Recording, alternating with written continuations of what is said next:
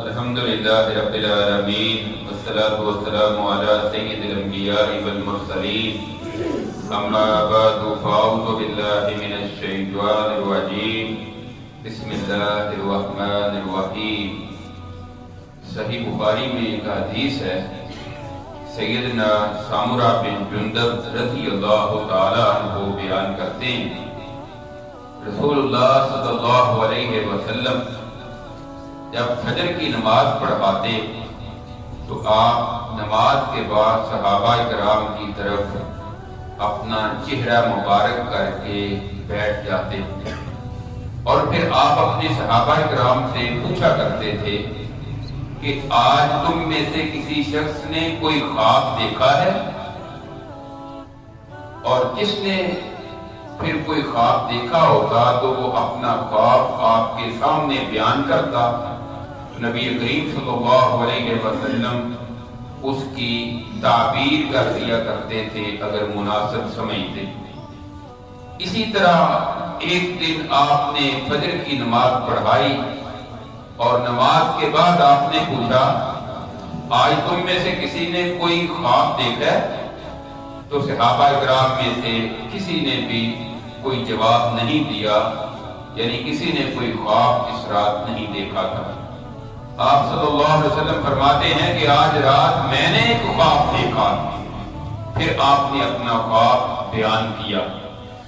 اور ایک عام امتی کے اور نبی کے خواب میں فرق یہ ہوتا ہے کہ عام شخص کا خواب سچا بھی ہو سکتا ہے، جھوٹا بھی ہو سکتا ہے، لیکن نبی کا خواب جو ہے وہ ہمیشہ سچا ہی ہوتا ہے۔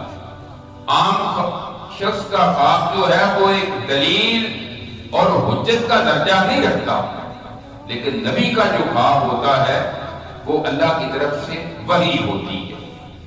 نبی صلی اللہ علیہ وسلم کے جتنے خواب ہیں وہ وحی کا درجہ رکھتے ہیں۔ تو آپ نے پھر اپنا خواب بیان کیا۔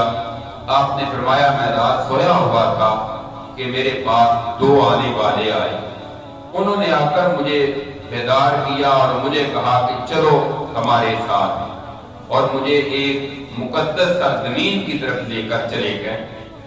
وہاں مجھے انہوں نے کچھ مناظر دکھائے ہیں۔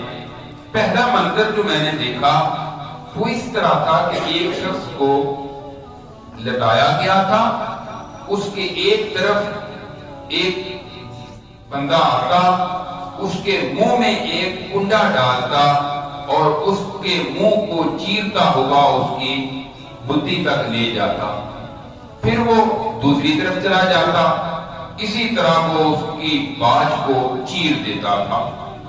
جب وہ ایک طرف سے فارغ ہو کر دوسری طرف واپس جاتا تو اس وقت تک وہ صحیح ہو چکی ہوتی تھی پہلے کی طرح۔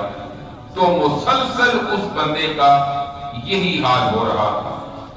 آپ صلی اللہ علیہ وسلم فرماتے ہیں میں نے کہا کہ یہ کیا منظر ہے، اس کی کیا وجہ ہے، اس کا جرم کیا تھا؟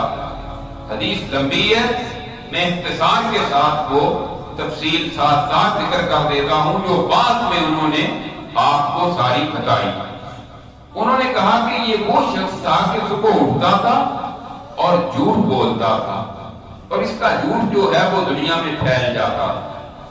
اس دور میں یہ بات سمجھنی مشکل تھی کہ دنیا میں جھوٹ کیسے پھیل جاتا تھا، چند محدود لوگوں تک پھیلتا، لیکن آج کے دور میں یہ بات سمجھنی بہت آسان ہو گئی۔ ایک بندہ اپنے گھر میں بیٹھا سوشل میڈیا پر کوئی جھوٹ بولتا ہے یا لکھتا ہے، وہ دیکھتے ہی دیکھتے کئی ملکوں اور دنیا کے کناروں تک وہ بات چند سیکنڈ اور چند منٹ میں پہنچ جاتی۔ تو جھوٹ بولتا تھا، جھوٹ بولنے کا انجام یہ ہے کہ آج اس کو یہ سزا دی گئی ہے اور قیامت تک اس کا یہی حال ہوتا رہے گا۔ ایک دوسرا شخص سیدھا لٹایا گیا ہے، جو آپ نے دوسرا منظر دیکھا تو ایک فرشتہ اس کے سر پر بھاری پتھر مارتا ہے اور اس کا سر جو ہے وہ پاش پاش ہو جاتا ہے، وہ پتھر لڑکتا ہوا دور چلا جاتا ہے۔ وہ پتھر اٹھا کر لاتا ہے، دوبارہ اس کے سر پر کے سر کے قریب آتا ہے تو اتنی دیر تک وہ سر پہلے کی طرح صحیح ہو چکا ہوتا ہے۔ دوبارہ پھر پتھر مارتا ہے اور سر پہلے کی طرح پاش پاش ہو جاتا ہے۔ آپ فرماتے ہیں یہ بار بار یہی کیفیت تھی اور یہی منظر تھا۔ میں نے پوچھا کہ اس کی کیا وجہ ہے، اس کو یہ سزا کیوں دی گئی ہے؟